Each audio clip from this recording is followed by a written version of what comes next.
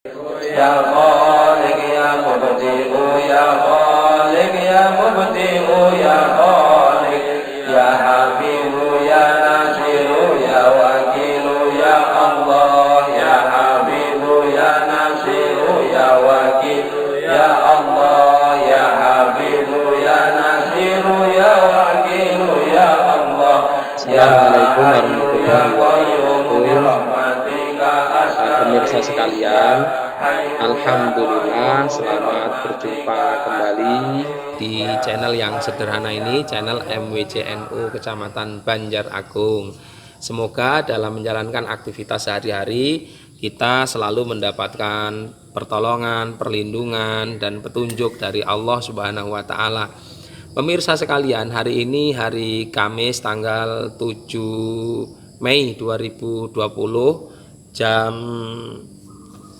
5 sore atau 17 lebih 9 menit. Nah, saya berada di sekretariat MWCNU Kecamatan Banjar Agung. Tadi baru dari SDNU nyambangi SDNU, pulang kemudian istirahat sejenak di sini. Nah, sambil istirahat sejenak menunggu waktu maghrib, sedikit saya ingin memberikan pandangan hukum terkait masalah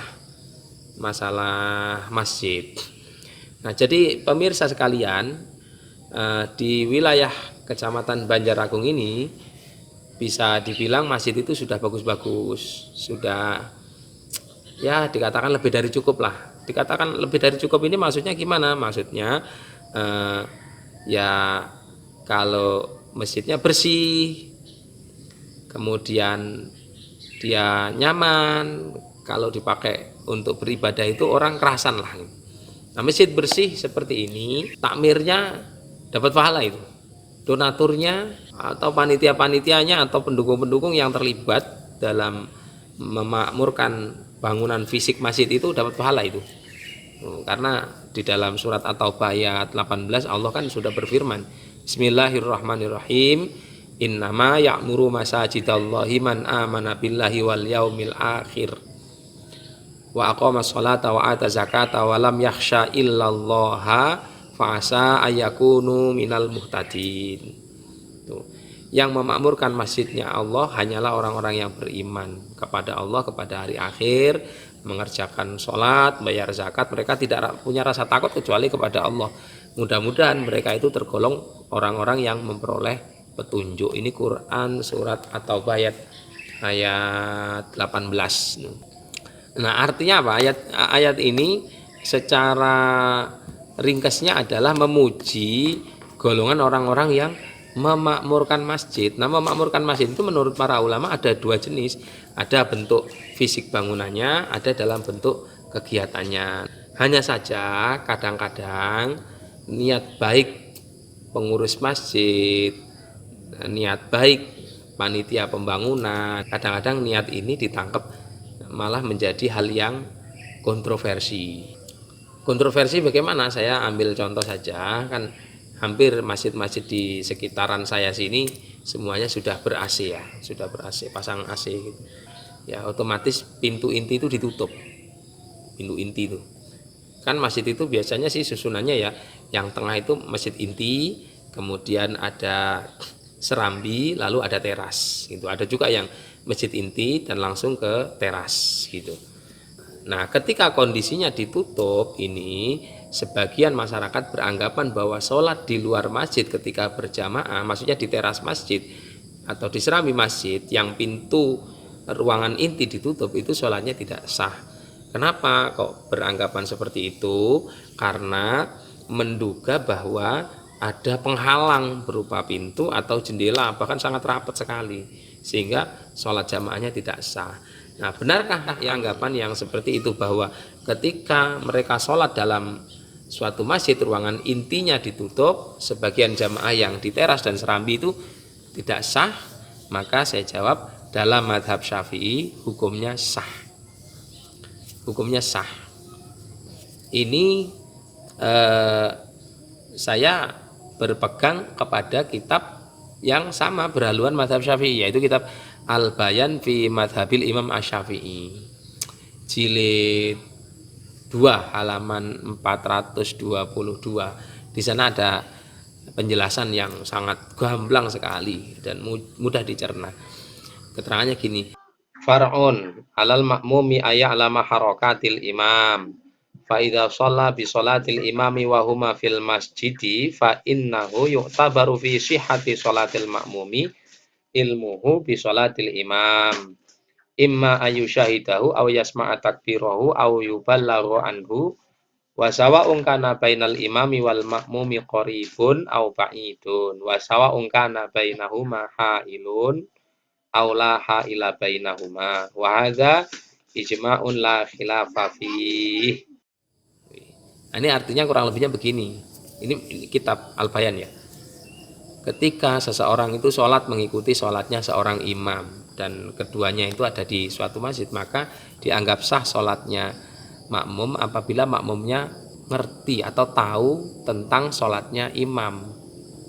Nah, tahu sholatnya imam itu imma ayu syahidahu ada kalanya cukup dengan melihat langsung atau ada kalanya cukup dengan mendengar suaranya saja langsung. Allahu Akbar, Sami Allahu liman hamidah. Enggak ngelihat orang yang mendengarkan, hanya mendengarkan saja. Atau pakai suara perantara, Allahu Akbar, Allahu Akbar. Ada itu kayak di masjid-masjid besar termasuk Makkah, Madinah itu ya. Itu. Wa sawa'un kana bainahuma ha'ilun aw la ha'ila bainahuma. Baik di antara imam dan makmum itu ada penghalangnya, temboknya, pintunya ataupun tidak, hukumnya sah. Kalau mereka ini sholatnya masih dalam satu masjid. Wa hadza ijma'un la khilafa fi. Dan ini adalah ijma', konsensi, kesepakatan seluruh ulama, tidak ada satu ulama pun yang menyelisihi. Jadi jamaah bapak-bapak pemirsa sekalian yang ikut hadir dalam suatu masjid, kemudian di sana itu masjidnya ditutup dan Anda kebagian di bagian teras Serambi, tidak perlu was-was. Waduh, sholat saya sah tidak? Sah. Seluruh ulama tidak ada yang menyelisih masalah ini selama masih di dalam satu bangunan masjid ya. Itu ya, memang masjid itu kan ragam. Di Indonesia saja, mungkin daerah kita saja, mungkin daerah-daerah lain masjid itu ruangannya beragam, banyak model-model bentuk-bentuk ruangannya. Itu. Maka untuk sholat melihat imam secara langsung itu ya sulit. Maka cukup dengan mendengar suaranya langsung atau mendengar perantaranya saja, gitu, seperti itu. Lah ini tumburan tidak dengan kitab Mukhtasar Abi Suja yang di sana mengatakan wa in sholla fil masjidi wal ma'mum kharijal masjidi qoriban minhu wa huwa alimun bi sholatihi walaha ilahunaka jaza. Di sana ada keterangan sholat begini, kalau imam di dalam masjid, makmum di luar masjid, terus mereka itu dekat, jaraknya berdekatan dan makmumnya tahu sholatnya imam dan tidak ada penghalang, maka hukum sholatnya sah. Nah, ini kalau mafhumnya dibalik, penjelasannya ini dibalik, berarti kalau mereka itu makmumnya di luar, imamnya di dalam, jaraknya dekat, tapi ada penghalang, maka tidak sah dong sholatnya. Saya jawab ya tidak sah. Memang tidak sah, tapi ini yang harus dipahami dari takbir ini adalah di sana dikatakan wa in sholla fil masjid wal ma'mumu kharijal masjid. Fokus ke sana, kharijal masjid. Ketika imam di dalam masjid, makmumnya di luar masjid. Di luar masjid itu berarti nggak ada di bangunan masjid. Misal di rumah warga gitu. Ya jelas saja kalau di antara keduanya itu jaraknya terpisah, satunya di bangunan masjid, satunya bukan di bangunan masjid, lalu terhalang sesuatu, ya jelas tidak sah. Tapi kalau kasus-kasus yang terjadi di lingkungan kita ini adalah makmumnya masih berada di teras masjid, serambi masjid yang itu masih bangunan masjid, maka walaupun tertutup buntu, tidak ada jalan sama sekali, hukum sholatnya sah. Kenapa begitu? Karena masjid itu adalah tempat untuk berjamaah. Berbeda kalau di rumah warga. Kalau di rumah warga itu hukumnya lain lagi. Ada penghalang ya jelas tidak sah. Nah, jadi kesimpulannya kajian kita untuk sore ini bahwasanya di sini dapat disimpulkan bahwa apabila ada masjid yang ruangan intinya ditutup, jendela ditutup, pintu ditutup karena alasan AC, maka jamaah yang berada di teras, sholatnya di teras itu hukumnya sah selama teras itu masih terasnya masjid, bukan teras rumah warga. Itu seperti itu. Jadi tidak perlu dirisaukan lagi, diperdebatkan lagi gitu ya.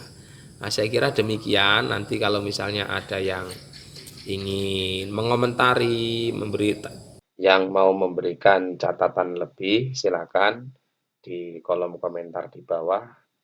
Saya kira demikian. Akhirul kalam. Wallahul muwaffiq ila aqwamit thoriq. Wassalamualaikum warahmatullahi Ya Hayyu ya Qayyum bi rahmatika astaghits ya Hayyu